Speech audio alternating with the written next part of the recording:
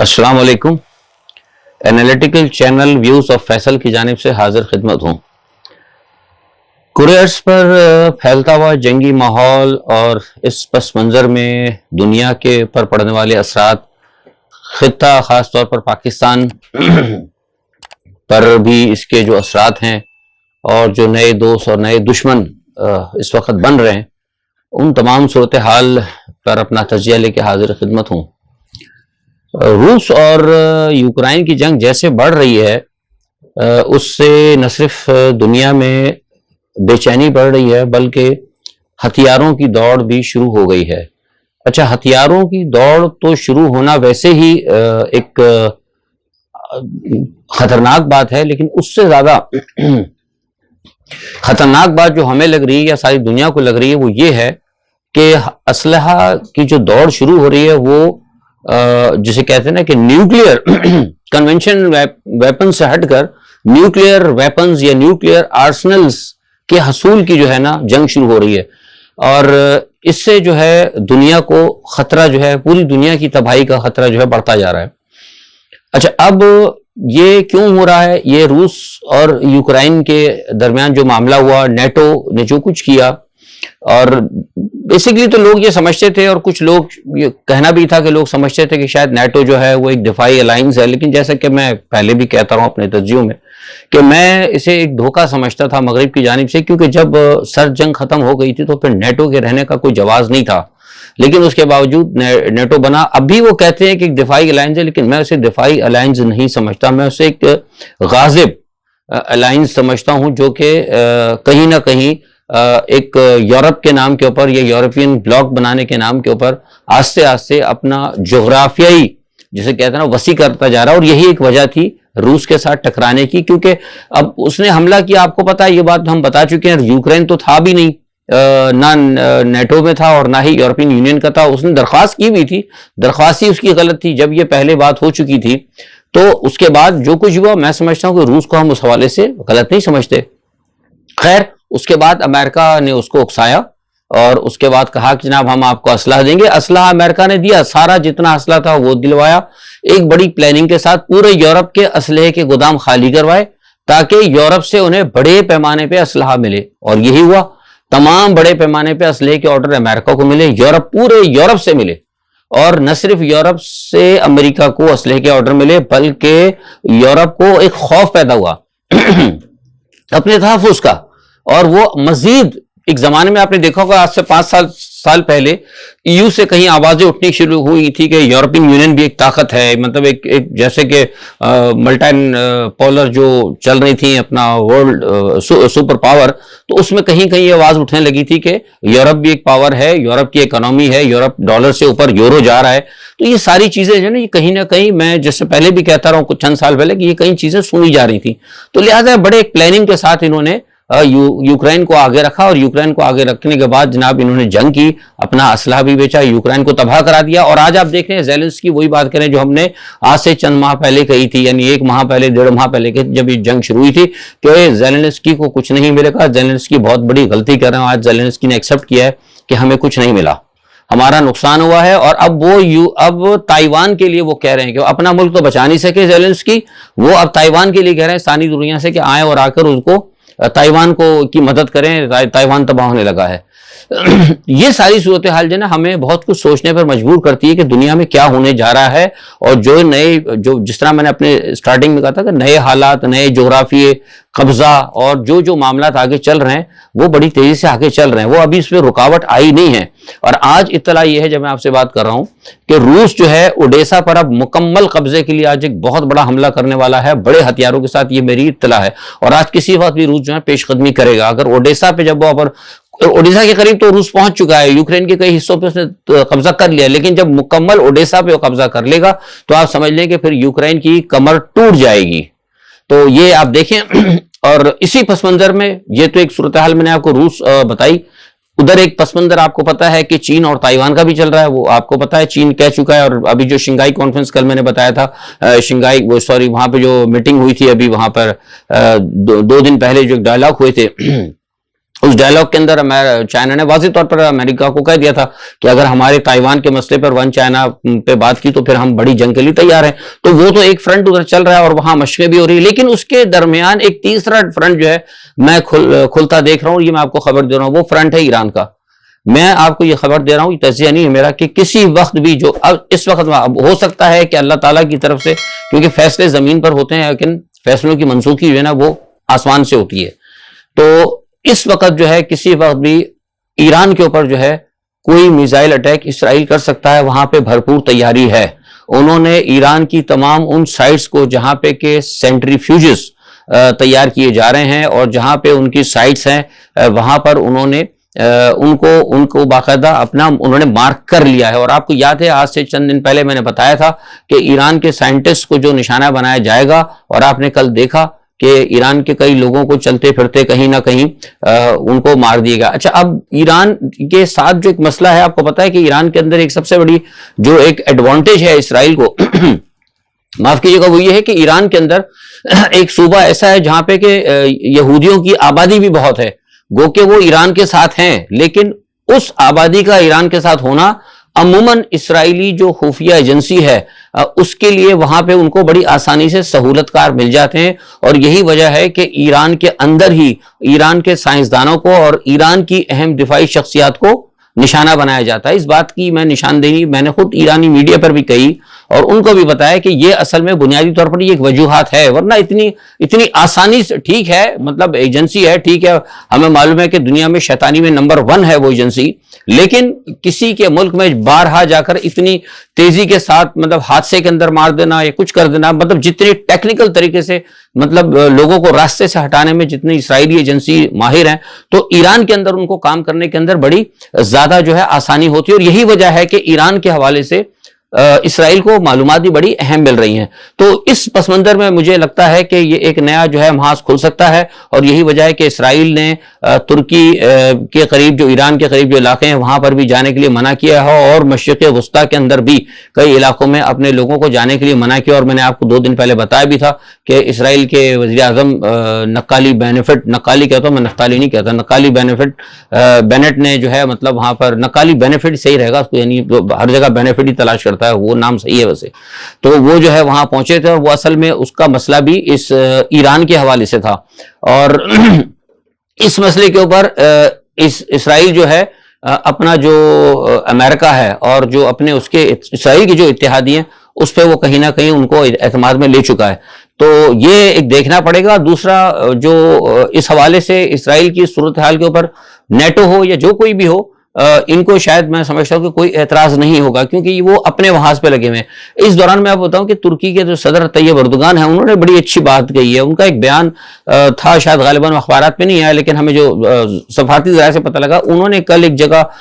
بات کی ہے اور نیٹو ہی کے حوالے سے اور مغرب کے حوالے سے, کہ یونان میں انہوں نے 4 اور 5 مطلب جو اڈے بنائے ہیں. تو انہوں نے کہا کہ جب ہم نے ان سے پوچھا تھا کہ آپ یہ یونان کے اندر اڈے بنا رہے ہیں, ادھر اڈے بنا رہے ہیں, اتنی تیزی سے وجوہات کیا ہے مغرب کو, تو وہ کہتے ہیں کہ ہم روس کے لیے بنا رہے ہیں, ہمارا خطرہ روس سے ہے. تو اس طرف وہ اردوغان کا کہنا تھا کہ یہ بڑے منافق ہیں یہ لوگ, اگر ان کو روس سے خطرہ ہے تو انہوں نے پھر جب یوکرائن کھڑا ہوا تھا یا کھڑا کر دیا تھا انہوں نے یوکرائن کو, تو پھر کیوں نہیں یوکرائن کے ساتھ لڑ کے انہوں نے برابر میں جنگ لڑی. امریکہ نے جنگ کیوں نہیں لڑی, نیٹو نے جنگ کیوں نہیں لڑی, انہوں نے صرف جو ہے یوکرائن کو اسلحہ دیا, اپنا پرانا اسلحہ یوکرائن کو بیچا اور اس کے ساتھ جتنا اسلحہ یورپ سے بھی بکوایا تاکہ اس کے ذریعے وہ کما سکیں اور ان کے کارخانے چل سکیں. تو لہٰذا انہوں نے بھی ایک بات کہی, انہوں نے کہا کہ مسلمانوں کو اس چیز کے اوپر ہوشیار رہنا پڑے گا کہ مسلمانوں کے ساتھ مسلمانوں کو دیوار سے لگایا جا رہا ہے. ایگزیکٹلی جو کچھ انہوں نے کل تقریر کی وہ تقریر وہی تھی جو کہ پلس مائنس کہیں نہ کہیں عمران خان کہتے ہیں کہ عالم اسلام کے حوالے سے اور مسلمانوں کے حوالے سے, اور جو ان کی تقریر کا لب و لباب تھا وہ تقریباً یہی تھا. تو یہ ایک صورتحال جو ہے بڑی اہم چل رہی ہے. تو دنیا کے اندر یہ تمام معاملات جو ہے جیسے میں نے بتایا کہ یہاں روس سے چلتے چلتے یورپ سے چلتے چلتے معاملہ جو ہے آپ کے ایران تک پہنچ چکا ہے اور ترکی تک معاملات ہے. ترکی ادھر آپ کو پتا ہے کہ شام کے اندر بھی اس طرف جو کرد باغی ہیں ان کے حوالے سے بھی وہاں بڑی تیاری ہو رہی ہے. تو یہ ساری صورتحال جو ہے نا, اس کا اثر میں ہمیشہ کہتا ہوں کہ پاکستان پہ ضرور ہوگا, کیونکہ پاکستان ایک اہم ملک ہے اور سب سے بڑا ایک اسلامی ملک ہے اور ایک اسٹریٹجیکل پوائنٹ آف ویو سے بھی اس کی اہمیت ہے. اب پاکستان میں جو بھی صورتحال ہو رہی ہے، اب اس کا اب آپ کو دیکھنا یہ ہے کہ آج جو پنجاب اسمبلی میں ہوا ہے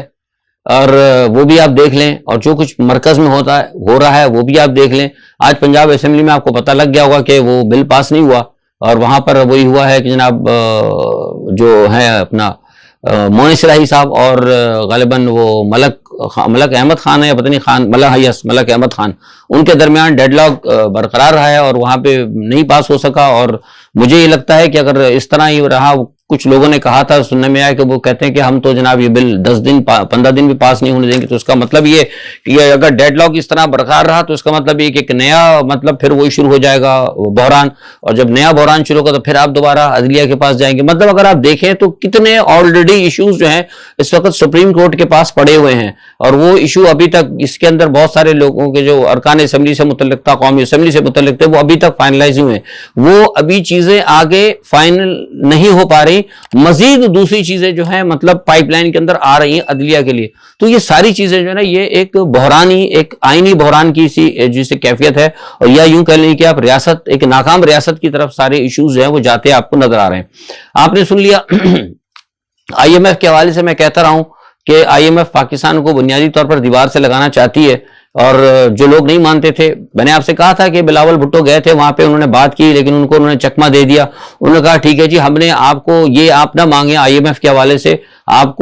جو کہتے ہیں، انہوں نے کہا تھا کہ ہم چاہتے ہیں ہماری حکومت مضبوط رہے اور ہم چاہتے ہیں کچھ لوگوں کو خوش کر کے اپنا آگے چلا سکیں. تو اس پہ ان کو کہہ دیا تھا بھائی آپ اپنے لیے بات کریں، آپ عوام کو چھوڑ دیں. تو بات وہ صحیح ہے، انہوں نے اپنے لیے تو سب کچھ لے لیا، ان کو امریکہ نے ان کو بٹھا کر ان کو اتنا ٹائم دلا دیا کہ انہوں نے اپنے تمام مقدمے ختم کروا لیے، تمام معاملات کو آپ کو جیسے کل میں نے جس کی تفصیل دی تھی، اب دوبارہ تو نہیں بتاؤں گا کہ 1985 سے سارے مقدمات ختم ہوں گے. تو نواز شریف بھی فارغ، مریم بھی فارغ، شہباز بھی فارغ، کوئی کسی کو پوچھ نہیں سکے گا، نیب ختم. تو انہوں نے اپنے لیے تو سب کچھ لے لیا، پیسے بھی ان کے جو بینک وہاں پہ ہیں وہ بھی محفوظ رہے، ہر چیز محفوظ رہی. تو اب وہ انہوں نے کہا کہ آپ کو جو کچھ مل رہا ہے آپ وہ لیں، آپ چھوڑ دیں کہ پاکستانی عوام کو کیا دینا ہے اس پر ہم آگے بات کریں گے. تو وہی ہوا کہ اب اسی بات جب ہم نے کہی آپ کو بتائی تھی تو مجھے انہی الفاظ کے اوپر شک بھی تھا کہ ہم سوچیں گے اور بتائیں گے. جب گئے تھے یہ امریکہ بلاول بھٹو تو انہوں نے کہا تھا ہم سوچ کے بتائیں گے. تو اسی وقت میرا ماتھا ٹھنکا ہوتا، اور میں نے یہ بات آپ کو بتائی تھی کہ یہ معاملہ وعدے تو کر رہے ہیں کہ عارضی طور پر ریلیف دیں گے، لیکن ان پر بھروسہ نہیں کیا جا سکتا. یہ تو ہمیشہ کہتے کچھ ہیں اور کرتے کچھ ہیں، جیسا کہ طیب اردگان نے کل کہا ہے کہ مغرب پر بھروسہ نہیں کرنا چاہیے، کہتے کچھ نہیں کرتے کچھ ہیں. ایون کبھی معاہدے بھی کر لیتے اور اس سے بھی پھر جاتے ہیں، یہ بھی ان کی ایک تاریخ ہے. تو خیر کہنے کا مقصد یہ کہ اب آئی ایم ایف نے کہہ دیا ہم اس میں مطمئن نہیں. اب آپ مجھے بتائیں اگر مطمئن نہیں ہے، یہ 300 یا 350 تک جیسے میں نے آپ کو پہلے بتایا تھا کہ ان کا پلان ہے، اگر یہ لے جائیں گے تو لوگوں کا کیا حال ہوگا؟ لوگ ظاہر سی بات ہے لوگ سڑکوں پہ نکلیں گے اور اس کے بعد پاکستان کے اندر ایک صورتحال خراب ہوگی. تو اب سوال یہ پیدا تھا کہ $1 ارب کے لیے تو یہ اب سوچنا چاہیے، تمام ارباب اختیار کو بھی سوچنا چاہیے، اور کیونکہ اب ساری دنیا میں سوچا جا رہا ہے. میں نے آپ کو پہلے ہی بتایا تھا کہ میرے جو معاملات ہوتے ہیں، میں آپ کو پچھلے بھی میں نے بتایا تھا کہ میں ساری جو ہے نا میرے سفارتی ذرائع سے ہوتا ہے، اور میں نے آپ کو ایک ہفتے پہلے بتائی تھی بات کہ پاکستان سے جتنے سفارتی باہر جا رہے ہیں، سفارت خانوں سے جو وہاں پہ خبریں مل رہی ہیں ان کے اپنی ریاستوں کو یا اپنے ممالک کے دارالخلافوں کو، وہ یہی کہہ رہے ہیں کہ جو چینج لایا گیا تھا امریکہ کی طرف سے وہ ناکام رہا ہے. اور اب تو یہ صورتحال ہو چکی ہے کہ میں آپ کو کنفرم بتا رہا ہوں کہ کچھ ممالک جو پاکستان کے دوست ہیں، جس کے اندر روس بھی ہے، جس کے اندر روس اور امریکہ سے تو خیر آپ نے دوری کر دیا، چین ہو گیا، ترکی ہو گیا، ایون سعودی عرب ہو گیا، اور یو اے ای وغیرہ بھی کچھ ممالک دبے الفاظ میں یہ پیغام پہنچا رہے ہیں نیوٹرلز کے پاس کہ آپ جو ہیں اپنے معاملات کو درست کریں، یہ معاملہ چلتا نظر نہیں آ رہا. کیونکہ دیکھیے پاکستان اگر ڈی اسٹیبلائز ہو جاتا ہے، خدا نہ خواستہ، یا اگر دیوالیہ ہو جاتا ہے، تقریباً دیوالی کی طرف ہی ہم چل پڑے ہیں، اگر یہ ہو جاتا ہے تو پاکستان کی عوام کو ہی نقصان نہیں ہوگا بلکہ دوسروں کو بھی نقصان ہوگا. امریکہ کے لیے کوئی مسئلہ نہیں، امریکہ تو بہت دور بیٹھا ہوا ہے. امریکہ نے تو آپ نے ایسی دنیا میں سازش کی ہے کہ اس نے اپنی سرحدیں تو رکھی ہیں ہزاروں میل دور، صرف اڈے بنا کے ہر جگہ وہ لڑنے کے لیے تیار ہے، لیکن اپنی قوم کو بچانے کے لیے اس نے ہزاروں میل لوگوں کو محفوظ رکھا ہوا ہے، لیکن چند لوگوں کو مارنے کے لیے اور چند لوگوں کی قربانی دینے کے لیے اس نے سب جگہ اپنی فوج پھیلا دی ہے. آپ سمجھ گئے؟ اس مسئلے کے اوپر بھی امریکن کانگریس میں بحث ہوئی تھی کہ امریکہ تو یہاں پر ہے، ہم نے اتنی دور دور اپنے پیاروں کو کیوں لڑنے کے لیے بھیجا ہے؟ بلا وجہ کے لیے. تو یہ جو امریکہ کی ایک سسٹم ہے، یہ تو اس لیے پاکستان کو اگر نقصان ہوتا تو امریکہ کو تو کچھ نہیں، امریکہ کے لیے تو بہتری ہوگی، لیکن جو پڑوس میں جو ممالک ہیں، جو سعودی عرب ہے یا افغانستان ہے، ایران ہے، جو خطے کے ممالک ہیں، اور یا جن مثال طور پر چائنا ہے جن کی یہاں پہ انویسٹمنٹ ہے، ان کو اس چیز کے اوپر تحفظات ہیں۔ تو یہ بھی آپ کو میں خبر دے رہا ہوں کہ اب نیوٹرلز کو یہ پیغام پہنچنا شروع ہو گیا کہ آپ کی یہ ایکسرسائز جو ہے ٹھیک نہیں رہی، اس کو وہی بات جیسے میں کہتا ہوں کہ ریپیئر کرنے، ان کو ریپیئر کرنا ہوگا۔ اب کوشش کچھ یہ بھی تھی نیوٹرلز کی کہ بھائی دیکھیں اس کو کس طرح کریں، پیغامات بھی چل رہے تھے، لیکن خان صاحب کی طرف سے بھی کچھ ڈیڈ لاک چل رہا تھا، لیکن جیسے میں نے آپ کو پہلے کہا تھا اور ابھی بھی کہہ رہا ہوں کہ کہیں نہ کہیں پسے پڑتا خان صاحب کے ساتھ رابطے قائم ہیں، کچھ مطالبات خان صاحب سے ہو رہے ہیں، خان صاحب کو ابھی بھی کہا جا رہا ہے کہ آپ چلے جائیں، میں نے آپ کو بتا چکا ہوں پہلے بات کہ اسمبلی میں چلے آئیں، آج سے تقریباً 5-6 دن سے پہلے بات چیت چل رہی ہے کہ اسمبلی میں چلے آئیں، وہ جا کر بیٹھ جائیں، ہم وہاں پہ اعلان کرا دیں گے، لیکن خان صاحب کہتے ہیں کہ آپ پہلے انتخابات کا اعلان کریں۔ لیکن اسی دوران ایک طرف تو یہ بات چیت چل رہی ہے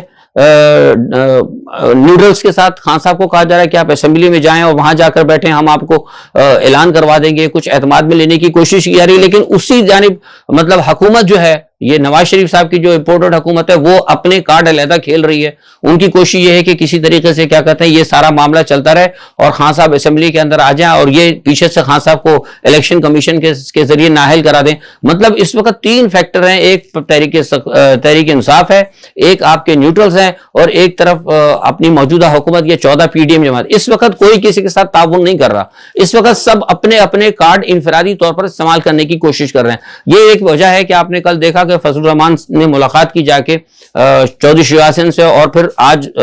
غالباً شاید مجھے بھی پتہ لگا ہے کہ تھوڑی دیر بعد آصف زرداری بھی ملنے والے ہیں، مجھے بتایا گیا ہے کہ وہ بھی جائیں گے چودھری شیوراج سنگھ سے ملنے کے لیے۔ تو بنیادی طور پر یہ جو ہے اپنا سیٹ اپ، یہ اپنی جوڑ توڑ میں لگے ہوئے ہیں، ان کا اپنا مسئلہ ہے۔ عمران خان اپنے معاملات کی طرف، اور عمران خان بڑا اچھا کام کیا ہے، میں سمجھتا ہوں یہ جو انہوں نے ملاقات کی ہے اپنے پرانے لوگوں سے، حامد خان وغیرہ سے جو لے کر آئے اور حامد خان کو جو واپس لے کر آئے، اس طرح میں سمجھتا ہوں یہ ایک بڑا اچھا مشورہ ہے۔ ہم تو شروع سے کہتے تھے خان صاحب سے کہ آپ جا کے لوگوں سے ملیں۔ آپ کو یاد ہوگا جب میں آج سے 1 سال پہلے کہتا تھا کہ جہانگیر ترین اور یہ علیم خان وغیرہ سے آپ جان چھڑائیں، تو یہ پی ٹی آئی والوں نے مجھے بھی بڑے اعزازات، بڑے تمغے دیے تھے، اور لیکن آج اللہ کا شکر ہے کہ وہ لوگ مجھ سے خود پیغام دیتے اور کہتے ہیں کہ فیصل صاحب آپ درست تھے۔ میں نے ان کو کہا تھا میرا بھائی مجھے کسی جہانگیر خان سے یا علیم خان سے کوئی رشتہ داری نہیں ہے، نہ میری ان سے کوئی ذاتی دشمنی ہے، لیکن چونکہ میرے معاملات مغربی سفارتکاروں کے ساتھ، سفارتکاری میرے ڈومین ہے، میں وہاں پر دیکھتا ہوں کہ جا کر کن کن لوگوں سے ملتے ہیں، ان لوگوں سے ان کے رابطے ہوتے ہیں، ان لوگوں سے ان کی ٹیلی فونک بات ہوتی ہے جو مکمل طور پر عمران کے اور پاکستان کے مفاد کے خلاف ہیں۔ جب ان سے ان کے رابطے ہوں گے تو یہ کیسے عمران کے ساتھ چلتے ہیں؟ صرف ایک یہ وجہ ہوتی تھی میرے پاس کوئی دیو نہیں آتا، نہ میرے پاس کوئی چڑیل یا کوئی میں نے چڑیا رکھی تھی نجم سیٹھی کی طرح۔ تو یہ ساری چیزیں ہوتی ہیں۔ تو آج آپ نے الحمدللہ دیکھا یہ معاملہ چلا۔ اچھا، دوسرا ایک بڑی بات وہ ملک ریاض اور کا آ گیا ہے، وہ شہزاد اکبر کے ساتھ وہ ایک انہوں نے، یہ میں سمجھتا ہوں یہ انہوں نے ایک اور اپنے اوپر خودکش دھماکہ کر لیا شہزاد اکبر کے حوالے سے، اور آپ کے جو پنجاب کے وزیر اعلیٰ بزدار صاحب ہیں، اس کے حوالے سے بھی میں وقتاً فوقتاً میں کہتا رہا ہوں کہ یہ لوگ محتاط رہیں، اور میں پہلے بھی کہا تھا، خان صاحب کو بھی پہلے کہا، پیغام بھی پہنچا، اور آج بھی کہہ رہا ہوں کہ آپ ان کو ڈیفینڈ نہ کریں۔ شہزاد اکبر صاحب ہو گئے یا ملک اپنا یہ پنجاب کے وزیر اعلیٰ عثمان بزدار ہو گئے، ان کو آپ ڈیفینڈ نہ کریں۔ ان لوگوں نے کہیں نہ کہیں خان صاحب کے اور 2-3 لوگ اور ہیں، جس میں کہ آپ کے اعظم خان صاحب بھی ہیں جو چلے گئے وزیر اعظم کے سیکرٹری، کچھ لوگوں نے خان صاحب کے نام کو یا خان صاحب کی امبریلا کے انڈر جو ہے کچھ اگر کرپشن کیے، جو پہلے بھی میں کہتا ہوں مجھے پتا ہے خان صاحب کو اس کا کوئی علم نہیں ہے، خان صاحب کے قریبی رشتہ داروں کا ہو یا کوئی خان صاحب کا ہو، اگر کسی نے خان صاحب کا پس پردہ بیک کے اندر کوئی میرا بھی رشتہ اگر کوئی میرے نام کو استعمال کر لے اگر، تو اس میں میرا براہ راست کوئی قصور نہیں ہے، ایسا ہوا ہے۔ لیکن اسی لیے میں کہتا ہوں کہ ان لوگوں کو ڈیفینڈ نہ کریں۔ یہ جو ایک ایشو آیا ہے نا، یہ بھی آپ مجھے دیکھیں کہ انہوں نے خودکش حملہ کیا اپنے، اس لیے کہ انہوں نے یہ کام اس لیے کیا تھا ملک ریاض والا لا کر شہزاد اکبر کا، کہ وہ 50 ارب ڈالر لانے تھے پاکستان، جو کوئی بھی تھا، اپنی ساری کہانی سنی ہے، وہ ویڈیو لمبی ہو جائے گی، اس میں بات نہیں کروں گا لیکن اصل مقصد وہ تھا کہ عمران خان کو ملائن کیا جائے۔ لیکن یہ میں آپ کو خبر دے رہا ہوں کہ اس کے اوپر جو ہے زرداری صاحب ناراض ہو گئے مسلم لیگ نواز سے، کہ یہ آپ نے کیا، یہ مجھ سے کہتے ہیں نا کہ وہ ایک پنڈارا کھول دیا لا کر، کیونکہ آپ کو پتا ہونا چاہیے کہ ملک ریاض زرداری صاحب کے بہت قریبی ہیں، نہ صرف قریبی ہیں بلکہ ان کے پارٹنر بھی ہیں۔ کچھ لوگ یہاں بڑے بڑے گروپ میں نام نہیں لوں گا، ان کی کئی جگہ پارٹنرشپ ہے، اور زرداری صاحب کے تعلقات پرویز مشرف سے بھی ہیں، زرداری صاحب کے تعلقات موجودہ حکومت سے بھی ہیں، زرداری صاحب کے تعلقات اس ملک ریاض کے تعلقات ہر ایک کے ساتھ ہیں۔ تو لہٰذا اب یہ جو انہوں نے کیا ہے، یہ جو کر دی یہ حرکت، اس کی وجہ سے ان کو بھی بڑی زبردست جو ہے الٹا پڑے گا. اور اگر یہ جتنی بات تو انہوں نے سینہ ٹھوک کے کر دی ہے، تو اگر یہ ہے کہ ٹھیک ہے لے کے آنا، پھر سامنے ملک ریاض کے خلاف یہ کریں نا، ملک ریاض تو یہ کبھی بھی نہیں کر سکتے. تو بہرحال یہ ساری صورتحال تھی. اور دوسرا ایک بات یہ بھی ہے کہ رشیا کے حوالے سے میں نے آپ کو پہلے کہا تھا، روس نے پھر دوبارہ آفر کی ہے. پاکستان کو سوچنا چاہیے کہ اگر پاکستان کے حالات یہی رہے تو بہت جلد خدا نہ خاصہ پاکستان دیوالیہ ہونے کی طرف جا سکتا ہے. روس نے پھر ایک دفعہ پاکستان سے کہا ہے کہ بھائی اگر آپ کو امریکہ سے ڈر ہے اور آپ امریکہ کی وجہ سے اگر نہیں کر سکتے تو آپ کم از کم ہم سے روبل کے اندر جو ہے تجارت، روبل روپے کے بدلے آپ ہم سے تجارت کرنا شروع کر دیں، یعنی روپیے اور بدلے روبل کے اندر کریں تاکہ اس میں اگر کچھ ہو سکتا تو ہم سے خریدیں. تو یہ ایک صورتحال ہے. اور دوسرا، اب جیسے میں نے آپ کو کہا کہ نیوٹرلز کو بھی پیغامات آ رہے ہیں، اور نیوٹرلز اس تمام صورتحال سے کچھ لوگ جو ہیں جھنجھلاٹ کا بھی شکار ہیں اور کچھ پریشان بھی ہیں، اور کچھ سارے معاملات جو ہیں اس کو درست بھی کرنا چاہتے ہیں. نیوٹرلز بھی اب سنجیدگی سے سوچ رہے ہیں، لیکن جیسے میں نے آپ کو کہا کہ نیوٹرلز ان کے ساتھ نہیں ہے. ہو سکتا ہے کچھ لوگوں کی ہمدردی ہو، لیکن یہ بار بار میں کہہ رہا ہوں کہ اس سیٹ اپ کو نیوٹرلز سپورٹ نہیں کرتے، کیونکہ وہ اچھا نہیں سمجھتے. جو ایک ہونا تھا وہ ایک عالمی سازش تھی، ایک عالمی پلان تھا، وہ ہوا. لیکن جو کچھ کہا گیا تھا، جو کچھ کیا جائے گا، جو کچھ ریاست کے لیے انہوں نے کرنا تھا، ایسا کچھ نہیں ہوا. بیچ میں پھر یہ بھی کہانی آئی تھی، کسی نے کہا کہ بھائی ٹھیک ہے اگر ہو گیا تو اگر